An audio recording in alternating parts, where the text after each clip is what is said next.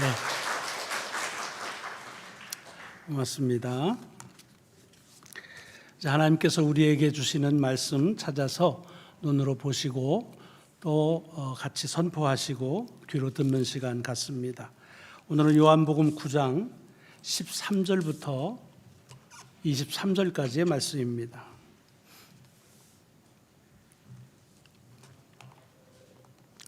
요한복음 9장 13절로 23절의 말씀입니다. 요한복음을 통해서 함께 은혜 나누는 쉬운 7번째 주일입니다.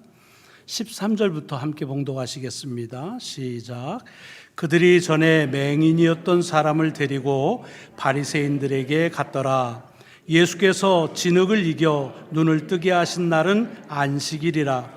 그러므로 바리새인들도 그가 어떻게 보게 되었는지를 물으니 이르되 그 사람이 진흙을 내 눈에 바르매 내가 씻고 보나이다 하니, 바리새인 중에 어떤 사람은 말하되 이 사람이 안식일을 지키지 아니하니 하나님께로부터 온 자가 아니라 하며, 어떤 사람은 말하되 죄인으로서 어떻게 이러한 표적을 행하겠느냐 하여 그들 중에 분쟁이 있었더니, 이에 맹인 되었던 자에게 다시 묻되 그 사람이 네 눈을 뜨게 하였으니 너는 그를 어떠한 사람이라 하느냐. 대답하되 선지자니이다 하니, 유대인들이 그가 맹인으로 있다가 보게 된 것을 믿지 아니하고 그 부모를 불러 묻되 이는 너희 말에 맹인으로 났다 하는 너희 아들이냐? 그러면 지금은 어떻게 해서 보느냐? 그 부모가 대답하여 이르되 이 사람이 우리 아들인 것과 맹인으로 난 것을 아나이다. 그러나 지금 어떻게 해서 보는지 또는 누가 그 눈을 뜨게 하였는지 우리는 알지 못하나이다. 그에게 물어보소서. 그가 장성하였으니 자기 일을 말하리이다. 그 부모가 이렇게 말한 것은 이미 유대인들이 누구든지 예수를 그리스도로 시인하는 자는 출교하기로 결의하였으므로 그들을 무서워함이로라. 이러므로 그 부모가 말하기를 그가 장성하였으니 그에게 물어보소서 하였더라. 아멘. 아멘. 오늘 봉독한 말씀이 한 주간 여러분의 삶을 지키시고 인도하시는 귀한 능력이 되심을 믿으시고, 말씀의 능력을 믿는 모든 분들이 그 능력 안에 거하는 한 주의 삶이 되시기를 먼저 주의 이름으로 축원합니다. 네. 나면서부터 시각장애인으로 태어난 사람이 주님을 만나서 자기의 시력을 회복하는 그런 엄청난 기적의 역사를 경험한 이야기가 오늘도 우리에게 이어지고 있습니다. 그가 나면서부터 보지 못했는데 예수님을 만나서 시력을 다시 회복한 것은 주님께서 하시는 말씀에 그대로 순종했기 때문이라 하는 말씀이 지난주에 우리에게 준 말씀입니다. 우리는 신앙적으로 성경 속에 이런 많은 이야기들이 있어서 그냥 예사롭게 들릴지 모르지만, 그러나 말씀을 순종한다는 일에 대해서 우리에게 경각하게 하는 그런 의도가 있다, 교훈이 있다는 것을 같이 지난주에 나눴지요. 우리가 하나님의 말씀이든 사람의 말이든 그 말을 순종한다고 할 때 우리는 얼핏 생각하면 그 말한 말의 내용이 타당한지, 그 내용이 합당한지 또는 내가 이해했는지에 대해서 우리들이 판별하고 그리고 순종의 여부를 그 다음에 정한다 생각을 합니다. 그러나 성경에 보면 하나님의 말씀에 순종한 이들에게 있어서는 하나님께서 저들에게 말씀하신 그 내용의 타당성이나 합리성이나 그것이 다 들을 만하고 이해될 만해서 들어서 그래서 기적을 경험한 사람은 아무도 없습니다.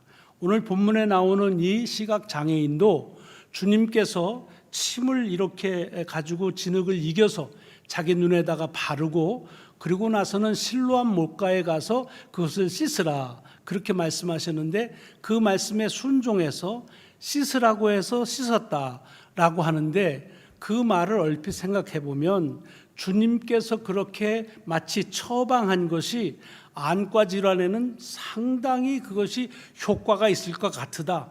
한 번도 그런 건 들어본 적이 없으니까 한번 해보자 하는 주님께서 하신 말씀의 내용에 대한 신빙성 때문에 간 것은 아닙니다. 어찌 보면 좀 허망하지요. 침밭 뱉어가지고 흙 이겨가지고 눈에다가 바른다. 어제 지난주도 말씀드렸지만 정상적인 눈도 병날 그런 아주 청결하지 못한 일이기 때문에 그 말의 내용은 믿기가 어렵습니다. 그런데 성경에 왜 그런지에 대한 이유는 밝히지 않았지만 그가 주님을 믿었기 때문에 그가 하라는 대로 시키는 대로 해서 그래서 그 병에서부터 자유함을 얻었다는 말입니다. 모르긴 하지만 이 사람은 아마 주님께서 다르게 하라고 했어도 또 다르게 그 일들을 했었을 것입니다. 그것이 중요하다는 말입니다. 순종은 어떤 사람이 말하는 말의 내용의 문제가 아니라 그 말을 하는 사람에 대한 믿음의 문제다 하는 것을 우리에게 도전해 주는 말씀입니다. 우리가 살면서 경험을 많이 하잖아요. 사람을 믿으면 그 사람이 하는 말이 다 믿겨집니다. 그러나 사람이 믿겨지지 아니하면 무슨 말을 하든지 그 말의 신빙성을 갖기가 어렵습니다. 그러므로 여기 순종을 통한 믿음의 역사는 그 말에 대한 순종이 아니라 말한 사람에 대한 순종이라. 우리가 하나님의 말씀도 우리가 읽으면서 이런 일은 될 것 같아 해서 믿거나 이건 말도 안 되는 소리하고 제껴버리는 것이 아니라 우리에게 이 말씀을 하시니가 하나님이시기에 그 말씀이 내가 타당하든 하지 않든 이해가 되든 이해가 되지 못하든 말씀을 그대로 순종함으로 여기 이 사람이 경험한 기적을 또한 우리도 경험하며 살아가는 귀한 삶을 살자 하는 말씀이 지난주에 우리에게 주시는 귀한 은혜의 말씀이었던 것을 기억합니다. 오늘 본문은 그 다음 이어지는 말씀입니다. 이 사람이 시력을 회복했습니다. 그리고 나서 그 다음 어떤 일을 했느냐 하면 사람들이 그를 데리고 바리새인들에게 갔다고 되어 있습니다. 여기는 그냥 바리새인이라고 하는 하나의 분파를 얘기했지만 아마도 그 말 가운데 담겨져 있는 뜻은 그 당시에 그런 신앙적인 지도자들에게 갔다라고 말할 수 있습니다. 바리새인들 가운데에는 율법학자도 있고 또 서기관들도 있고 랍비도 있고 또는 대제사장들도 있고 해서 그들에게 갔다는 얘기죠. 왜 갔을까요? 여러분, 이것은 기적을 통해서 병이 낫건 약을 써서 낫건 아니면 자연적으로 치유됐건 사람이 어떻게 부족하고 병에 걸리고 장애가 있고 귀신이 들고 하면 커뮤니티에서 공동체에서 분리가 됩니다. 왜냐하면 그를 죄인이라고 생각하기 때문에 그렇습니다. 그런데 이제 그 병이 그 질환이 그 장애가 다 낫다라고 하면 이제 다시 그 공동체로 이렇게 이제 복원이 돼야 되는데 그 결정을 누가 하느냐 하면 바로 그런 지도자들이 합니다. 제사장이건 율법학자건 서기관들이 합니다. 그러니까 이 사람을 데리고 바리새인에게 간 것은 아마도 그렇게 이 사람이 이제 이 보지 못하는 장애에서 벗어났다. 이 사람은 이제 완전히 다 이렇게 정상적인 사람이다 라고 하는 것으로 인정받기 위해서 갔었을 겁니다. 그런데 그렇게 갔는데 오늘 본문에 이 요한이 그렇게 간 것에 대해서 언급하는 단어가 하나 나옵니다. 그게 뭐냐 하면 그렇게 주님께서 이 병자를 눈을 뜨게 한 날이 안식이었다라고 이렇게 말합니다. 참 성경에 보면 안식일에 주님께서 병을 고치거나 귀신을 쫓아냈던 일들이 간헐적으로 나옵니다. 물론 매번 안식일에만 고치신 것은 아닙니다만은 그날도 이렇게 한 날이 안식일이었다는 겁니다. 마치 저쪽 베데스다 연못에서 혈루증에 앓렸던 그 사람 38년 된 병자를 고쳐줘서 그래서 침상을 들고 걸어가라 라고 했던 날이 안식일이어서 문제가 된 것처럼 그래서 이제 바리새인들이 그것을 알고서 묻기 시작합니다. 어떻게 낫고 누가 낫게 했느냐. 이거는 치유의 방법이 궁금해서 물어본 것도 아니고 누가 너를 낫게 했느냐고 해서 그렇게 이제 그 사람을 좀 이렇게 뭐라 그럴까요? 공로를 누가 했는지를 치하하기 위해서 한 것이 아닙니다. 그 이야기를 들어보면서 안식일이니까 어떤 안식일을 범하는 일을 하지 않았는가 하는 것을 이제 저들이 검사하기 위해서 물은 거죠. 그랬더니 이제 시종일관 쭉 얘기를 자초지종을 얘기합니다. 예수라고 하는 사람이 자기한테 자기 침을 진흙으로 발라가지고 이겨서 그래서 자기 눈에다가 바르더니 그러더니 실로암 못에 가서 씻으라고 그래서 내가 가서 씻었더니 이렇게 나았다라고 말합니다.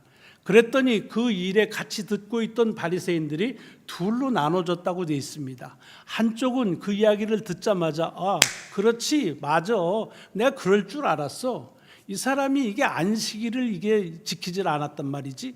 그러니까 이 사람은 하나님이 보낸 사람이 절대로 아니다라고 얘기를 하는 쪽이 생깁니다. 근데 또 다른 쪽에서 한 부류의 사람들은 뭐라고 그러냐면, 그러면 죄인이 이런 기적을 베풀었다는데 이게 말이 되냐? 죄인이 기적을 베풀 수는 없지 않느냐라고 하는 이의를 제기함으로 그들 사이에 분쟁이 생겼다라고 되어 있습니다. 이렇게 시끌시끌하니까 아마도 그것을 해결하기 위해서인지 모르지만 본인한테 다시 묻습니다.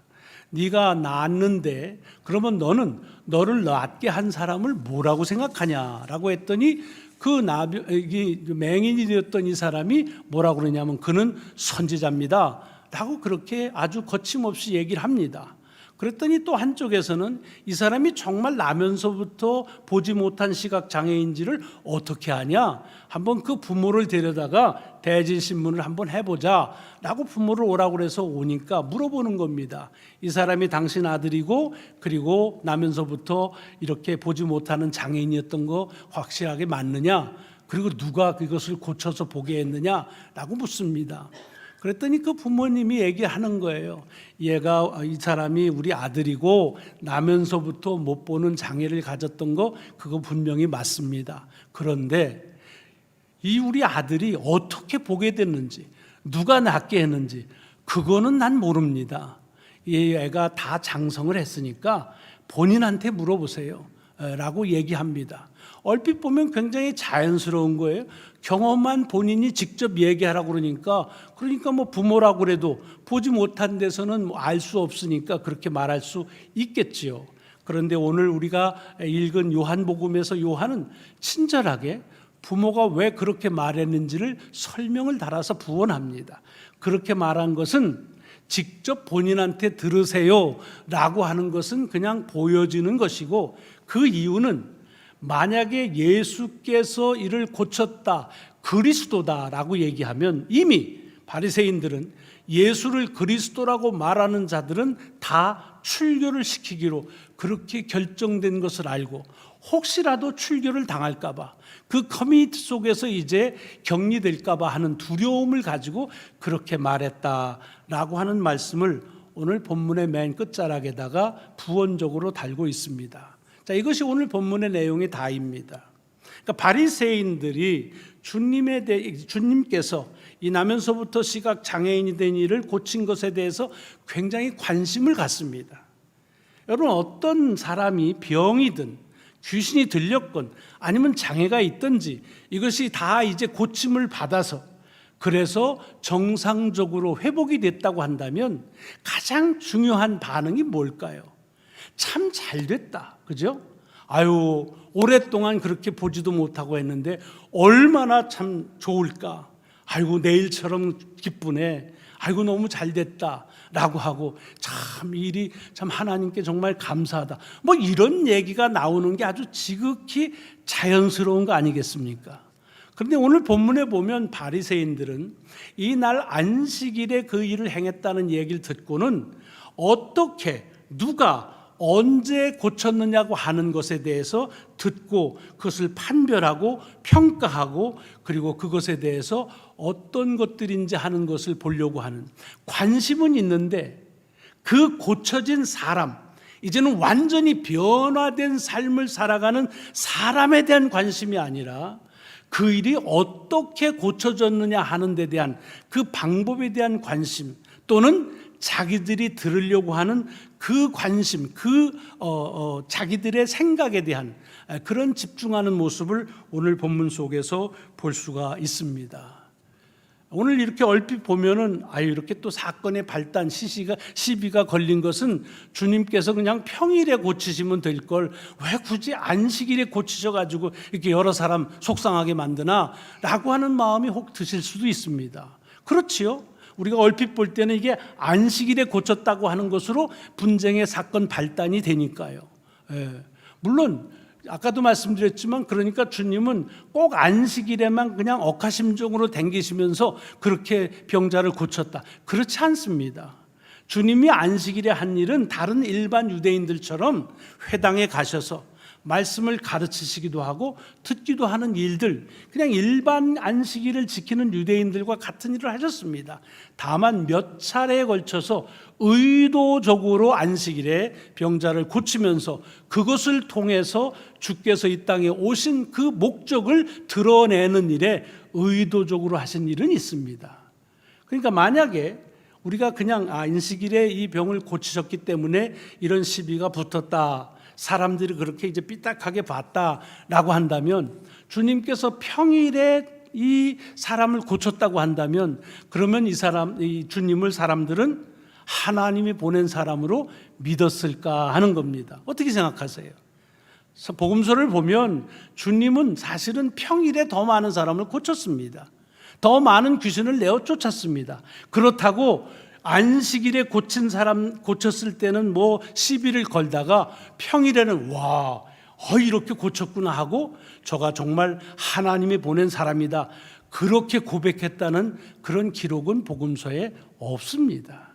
다시 말하면 안식일에 고쳤다고 하는 것이 하나의 그냥 빌미가 되고 핑계가 될 뿐이지, 그 고침을 받은 사람에게 일어난 그 기적을 통한 삶의 변화에 대한 관심보다는 어떻게 하면 이것을 보고 분석하고 그리고 판단하고 해야 될까 하는 일에 골똘하고 있는 그런 모습을 보게 됩니다. 아까도 말씀드렸지만 분명히 있어야 될, 누군가는 기뻐해야 되고 또 많은 사람들이 이 일을 즐거워해야 되고, 더 나아가서는 이런 엄청난 은혜와 기적의 역사를 이루신 하나님에 대해서 마땅히 감사를 해야 되는데, 오늘 본문 어디에도 이 일로 인해서 누군가 기뻐했다, 즐거워했다, 더 나아가서 하나님께 감사했다는 기록이 없다는 것입니다. 저는 오늘 이 말씀에 대해서 여러분과 제가 한 번 더 이 본문을 이런 관점에서 한번 보시기를 원합니다. 분명히 감사해야 되는데, 분명히 기뻐해야 되는 그런 일인데, 엄청난 은혜와 기적을 경험했는데도 감사하지 않는 이 모습. 물론 복음서를 보면 이 사람들만 유독이 감사하지 않은 것은 아닙니다. 사실은 복음서에 많은 사람들을 주님께서 병을 고쳐주시고 귀신을 냈고 장애인을 회복하신 역사가 많습니다. 그런데 그렇게 많은 사람들 가운데에서 주님께 감사하는 일은 그렇게 많지 않았습니다. 여러분, 고침받고 감사하지 않았다라고 하면 얼핏 떠오르는 한 이야기가 생각이 나시죠? 아마도 누가복음 17장에 나오는 10명의 나병 환자들, 주님께 고침을 다 받았는데 그런데 한 명만 돌아와서 주님께 감사하고 다른 9명은 돌아오지 않았다는 얘기입니다. 주님께서 이제 예루살렘으로 가기 위해서 갈릴리와 사마리아 중간 쪽으로 가시다가 거기에 10명의 나병 환자들이 소리를 지르는 겁니다. 우리를 불쌍히 여기시옵소서라고 하니까 바로 즉시 그들에게 가서 너희들 제사장에게 보이라, 그렇게 말합니다. 그러니까 그들이 그 이야기를 듣고 가다가 도중에 나았다는 겁니다. 그런데 10명이 나았는데 그 중에 한 명만 와서 감사를 하는데, 그걸 보시고 주님이 물으셨죠. 9은 어디 있느냐? 여러분, 꼭 그런 얘기는 수치적으로 할 건 없지만 하나님의 은혜를 받고는요, 그저 10%, 11조 감사하는 것이 그게 사람의 모습이 아닌가 하는 것을 넌지시 그 속에서 볼 수가 있습니다. 왜 9은 어디로 갔을까요? 아마 뭐 상상이 충분히 가능하겠지요.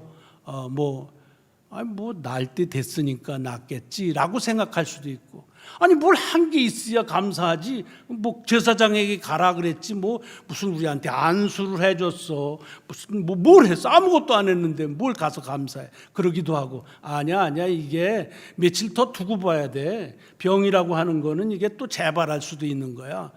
가끔씩 그런 분들 계세요. 암에서 이제 뭐 치유 한번 받았다 그러면 5년은 봐야 돼. 5년 지난 다음에 감사해. 뭐 그런 분들도 계세요. 굉장히 과학적으로 또는 의학적으로 지식을 가지고 있는지는 모르지만 하나님의 기적에 대해서 감사하지 않은 이야기들은 성경 속에도 많고요. 또 그에 못지않게 우리들에게도 많습니다. 우리라는 말은 저를 포함해서 말하는 겁니다. 여러분, 하나님의 은혜에 대해서 정말 10번 중에 한 번은 감사를 하는가 한번 진지하게 물어볼 필요가 있다고 하는 얘기입니다. 우리가 지난 1년여에 걸쳐서 아까 박 목사님 기도도 하셨습니다마는 코로나 때문에 얼마나 많이 어려움을 겪었습니까? 어렵기만 했습니까? 얼마나 두려웠습니까? 저는요, 제가 우리 집사람한테도 그때 얘기를 했는데 작년에 이 비상사태가 해서 막 이제 이 주의를 하자는 얘기할 때 이런 마음이 들더라고요. 제가 한 번도 그런 생각 안 해봤는데 병이 걸려 사람이 죽을 수 있겠구나 하는 생각을 처음 해봤습니다. 그만큼 두려움, 때로는 무서움 속에서 그래서 가능한 대로 방역에 열심이고 예방하고 감염 안 되도록 전염 안 되도록 노력 많이 했지요.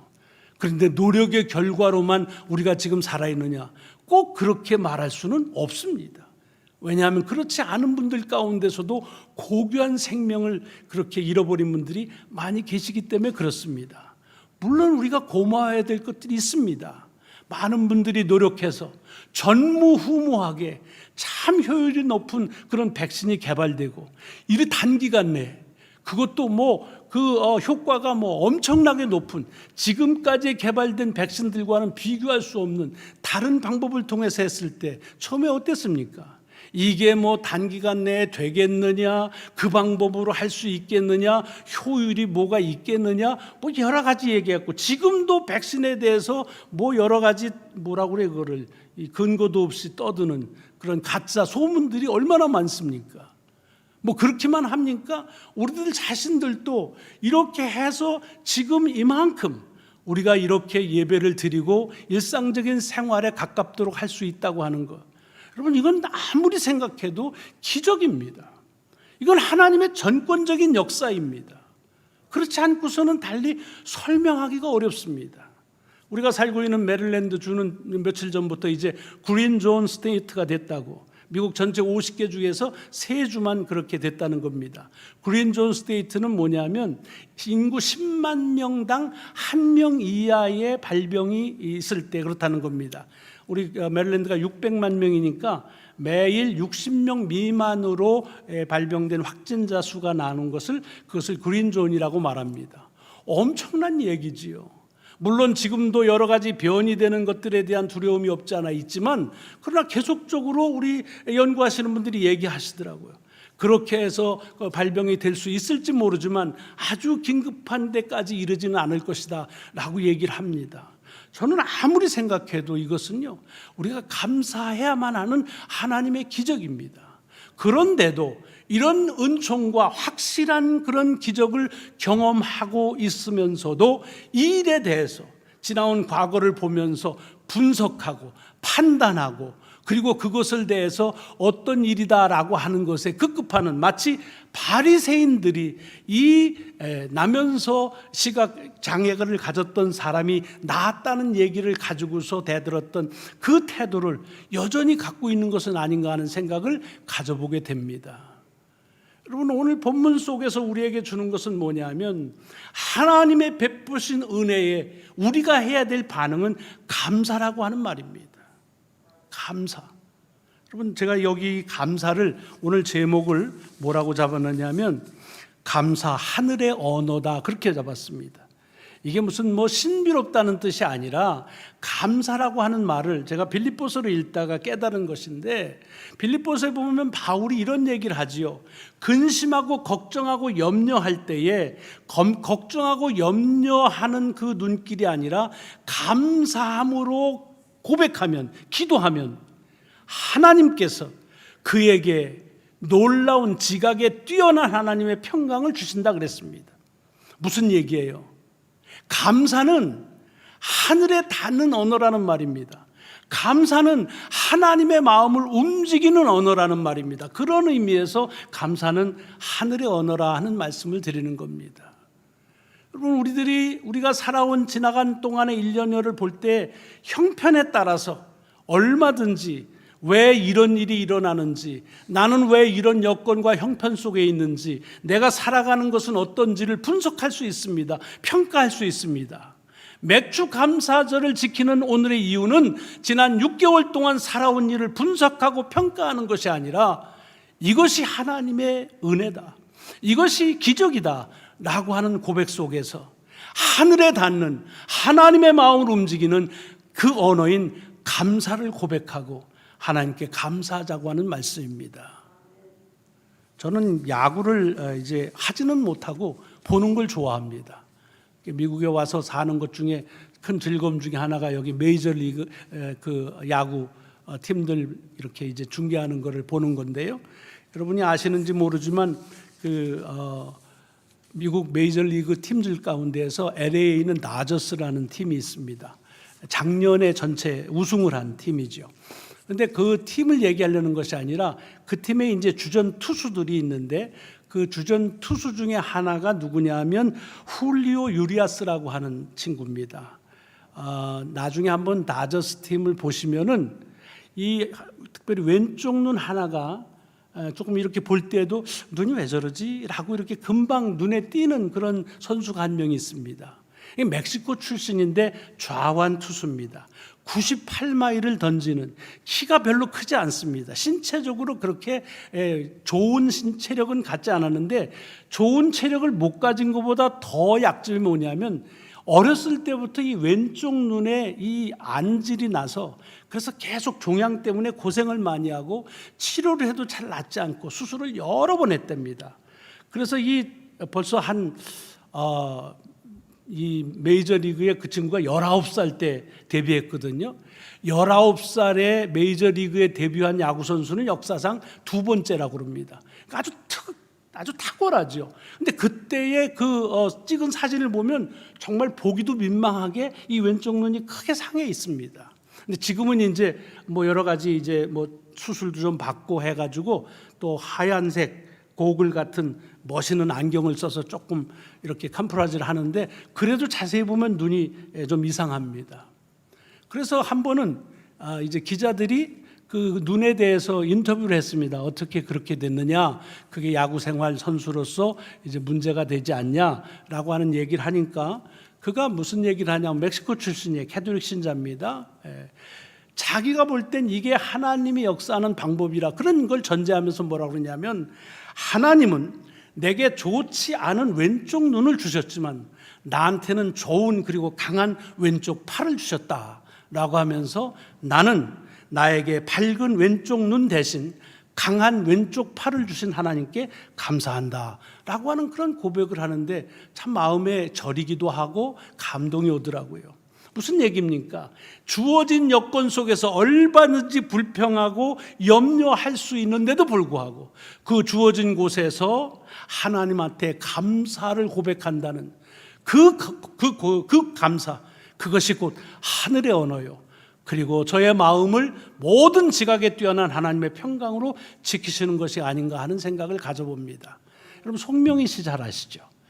뇌성마비 그리고 고생하신 분, 그분이 한 찬송시에도 있잖아요. 내가 다른 사람이 가지고 있는 것이 내게 없는 것도 많지만 그러나 또한 하나님께서는 다른 이가 갖지 못한 것을 내게 주셔서 공평하신 하나님을 찬양하는 그런 아름다운 찬양의 시, 감동적인 찬양의 시가 있지요. 여러분, 오늘 본문 속에서 우리에게 주시는 말씀이 그것입니다. 하나님께서 베푸신 이 기적의 역사, 이것 속에서 그것이 어떻게 언제 누구를 통해서 하느냐를 분석하고 평가하고 판단하는 것이 아니라 그 하나님의 기적을 기뻐하고 즐거워하고 감사하는 이런 삶이 오늘 우리들에게 이 맥주 감사절을 맞이하면서 우리들에게 있어야 될 귀한 마음이라고 하는 것을 오늘 주님께서는 이 말씀을 통해서 우리에게 도전해 주신다고 믿습니다. 하늘의 언어, 감사, 이를 통해서 여러분의 그 기도가 하늘에 상달되고 그리고 하나님의 마음으로 움직여 모든 지각에 뛰어난 하나님의 평강을 경험하는 귀한 삶이 이어지시기를 주의 이름으로 축원합니다.